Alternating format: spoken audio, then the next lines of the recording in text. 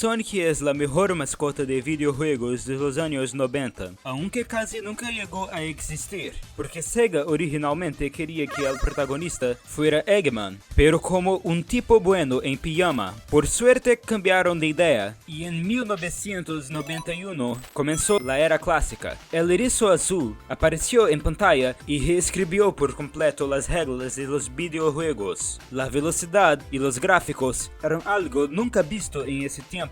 Sonic atravesaba Green Hill a una velocidad que hacía sufrir a los televisores. La genialidad estaba en su actitud. Tenía personalidad, eso lo era todo. Sega lo promocionó como la alternativa cool al plomero de Nintendo, y funcionó. Para 92, Sonic 2 se convirtió en el juego más vendido de la historia hasta aquel momento, con más de 6 millones de copias. El erizo azul realmente estaba superando a Mario. Los dibujos animados tenían millones de espectadores. Incluso Michael Jackson compuso música para Sonic 3. Era una revolución y puso a Sega en el mapa. Pero en los siguientes años, todo comenzó a derrumbarse.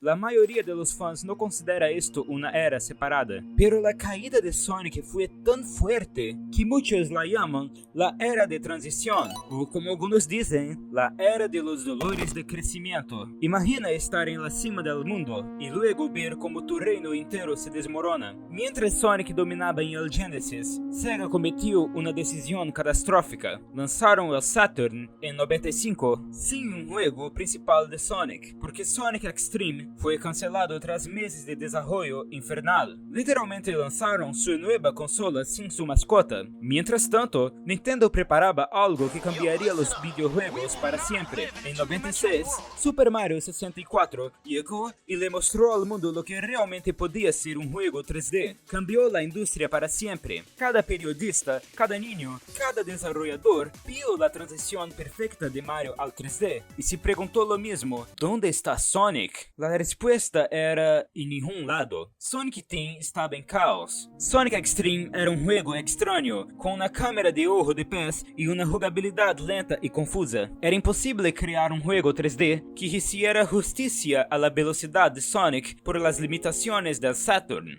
El desarrollo fue tan problemático que el programador principal, Chris Sen, literalmente se enfermó de tanto trabajar, solo para que su proyecto fuera cancelado igual. El Saturn estaba muriendo. Lo que obtuvimos fueron experimentos. 3D Blast probó una cámara isométrica que se sentía torpe. Sonic R fue un juego de carreras con música increíble, pero controles resbaladizos. Sega of America y Sega of Japan peleaban todo el tiempo. Los desarrolladores estaban desmotivados, pero a veces, cuando tocas fondo, descubres de que estás realmente hecho.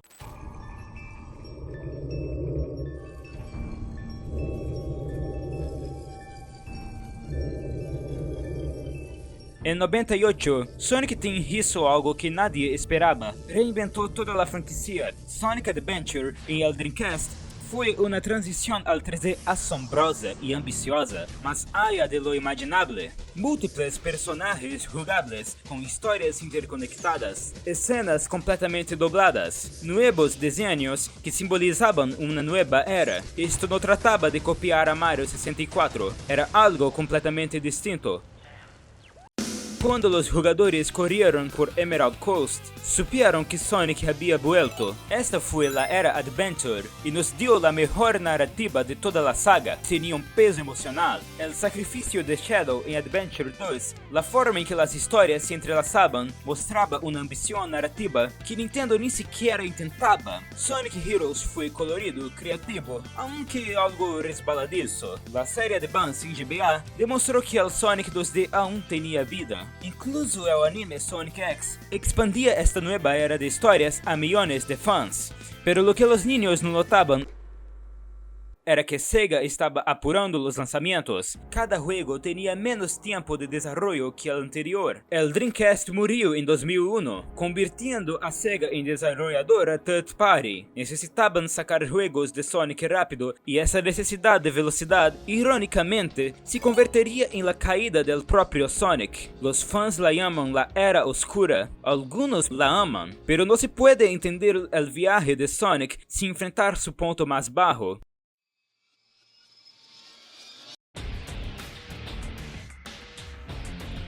Shadow the Hedgehog, en 2005, le dio armas a Shadow y, aunque hoy muchos lo recuerdan con cariño, en su momento el rechazo fue brutal. Luego llegó Sonic 2006. Todos estaban emocionados. Podría haber sido un éxito generacional, pero salió sin terminar. Ni siquiera necesito explicar todo lo que estaba mal. Pantallas de carga eternas, glitches, una historia confusa con romance humano. God, bro. Oh, hell no, man. What the fuck? Ya sabes de qué hablo. Y lo peor fue el momento en que salió, justo cuando internet empezaba a explotar, lo que amplificó las burlas y la vergüenza. Fue el punto de no retorno. Sonic se volvió un chiste ante el público general, y la franquicia, en cierto modo, aún no se ha recuperado del todo. Para colmo, hasta los lanzamientos secundarios, como el porte de Sonic 1 para GBA, eran terribles. Todos sentían que Sega solo sacaba juegos a medio hacer para ganar dinero. Pero aquí está lo extraño. Esta era también produjo parte del mejor contenido de Sonic. Las fases diurnas de Sonic Unleashed fueron las más rápidas y visualmente impresionantes que habíamos visto.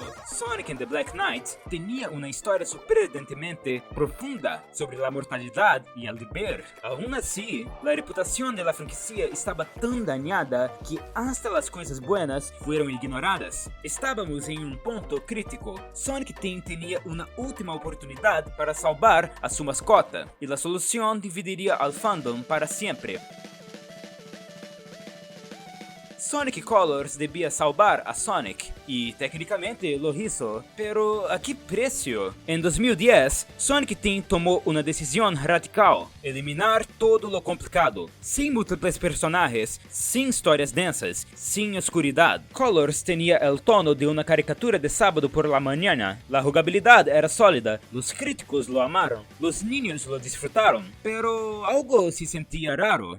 La escritura había cambiado. De pronto, Sonic hacía chistes cada 5 segundos. Tails pasó de ser un genio valiente a un torpe acompañante que solo decía lo obvio. Knuckles se volvió un completo idiota. Los personajes con que los fans crecieron fueron reemplazados por versiones vacías. Aún así, con Generations, Sonic tuvo 2 buenos juegos seguidos. Parecía que la franquicia se estaba recuperando, pero lo que vino después fue peor que los malos juegos. Fue el vacío. Lost World en 2013 intentó copiar Mario Galaxy y falló. Boom en 2014 fue un desastre tercerizado que apenas funcionaba. Y después, silencio.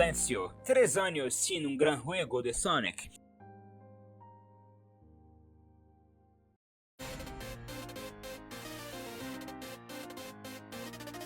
Forces finalmente llegó en 2017, prometiendo un regreso al tono oscuro, pero lo cumplió. Fue soso, corto y decepcionante. Si lo piensas, después de Generations, el único juego realmente bueno en toda la década fue Mania. Lo más preocupante era que Sonic ya no era odiado. La gente simplemente estaba empezando a ser indiferente. Y la indiferencia es peor que el odio, porque significa que la gente dejó de importarles. El erizo pudo haber desaparecido en la irrelevancia para siempre. Pero entonces, Sonic fue salvado por una película que estaba destinada a fracasar. Una película live action basada en un videojuego con un Sonic feo que todos se burlaron, lanzada en plena pandemia, debería haber sido el final de la franquicia. En cambio, marcó el inicio de una nueva y misteriosa era que aún vivimos hoy. La película de Sonic se convirtió en la película de videojuegos más taquillera de su tiempo. Jim Carrey recordó a todos porque es una leyenda, pero lo más importante, trató a Sonic con respeto. Fue una adaptación hecha con corazón. Con la secuela, todo cambió. Se enfocaron mucho más en adaptar los juegos.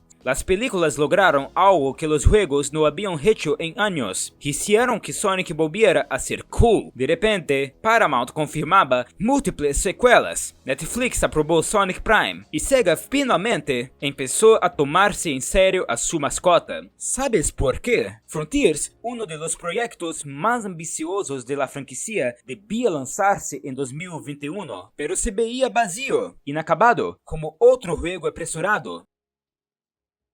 Entonces, Takashi Iizuka hizo algo sin precedentes. Fue con los ejecutivos de Sega y exigió un año extra de desarrollo. No lo pidió, lo exigió. Sabía que Sonic no podía permitirse otro fracaso y se lo dieron porque Sega entendió que la calidad de Sonic era vital. Ese año extra transformó Frontiers de un desastre en algo especial.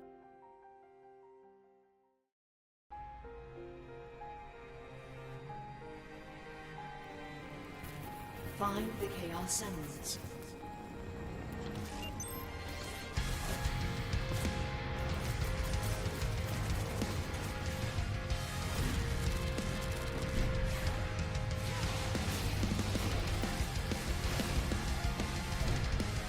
Cuando las batallas con los titanes de Super Sonic se hicieron virales, los fans supieron que algo había cambiado. Las películas, las series y los juegos impulsan la popularidad unos de otros, como Sonic Origins, que salió para presentar los clásicos a los nuevos fans después de Sonic Movie 2, o Shadow Generations, que básicamente fue una conexión directa con Sonic Movie 3, incluso con un nivel especial inspirado en la película, con la voz de Keanu Reeves. Ahora tenemos frecuencia y calidad al mismo tiempo. Ha habido un gran juego de Sonic casi cada año, y con un nuevo Sonic Racing compitiendo de igual a igual con Mario Kart World en críticas, podemos decirlo con confianza. El erizo que sobrevivió a la era oscura, que soportó el vacío de la era meta, ha resurgido más fuerte. Podrías decir que Sonic hoy es incluso más grande que en la era clásica. El borrón azul se ha convertido en un símbolo de resiliencia, un personaje que cayó desde lo más alto hasta lo más bajo y volvió a levantarse. Imagínate si en 2019, cuando Forces decepcionó y la película parecía condenada,